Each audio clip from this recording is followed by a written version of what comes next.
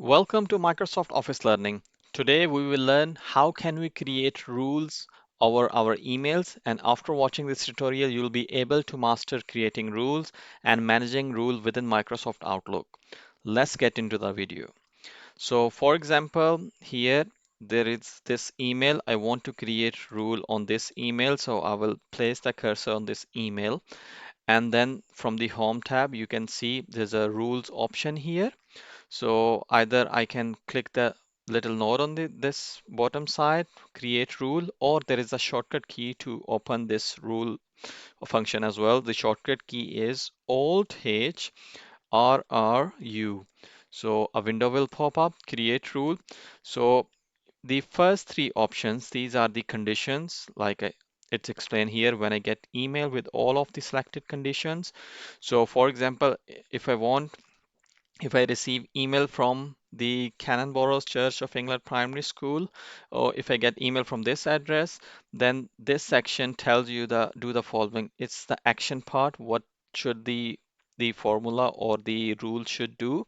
So if I click this option, or I can choose this option, subject contains. So any email with this specific subject will be done in a specific way, which we're gonna take here, and or send to this email address. So I can choose any option from here, or I can choose all the options here. So for example, if I select this one, if any email comes from this email address, so do the following. The first option is either it display in the new item alert window, or play a selected sound, Windows notify email, or move the item to folder. So this is I want to move the item to folder. If my Outlook receive any email from this address, then it should move the item to the folder, and I can select folder from here. You can select any folder. For example, I select this test folder, press OK, and OK. Now the rule has been created. Now it's asking if you want to apply this rule for already existed emails as well. So if I want to run this rule on all the previous emails as well with the subject or the address I selected, so I press OK. Now the rule will start applying to all the emails which I receive from this specific address. It depends of the number of the emails. If there are more number of emails, so it will take a while, but if there are like small number of emails, it will happen quickly. The rule has been applied and all the emails from the specific address have been moved to this folder. I can test from here. So you can see all the email from this address have come to this folder, test folder. So this is how you can apply the rule.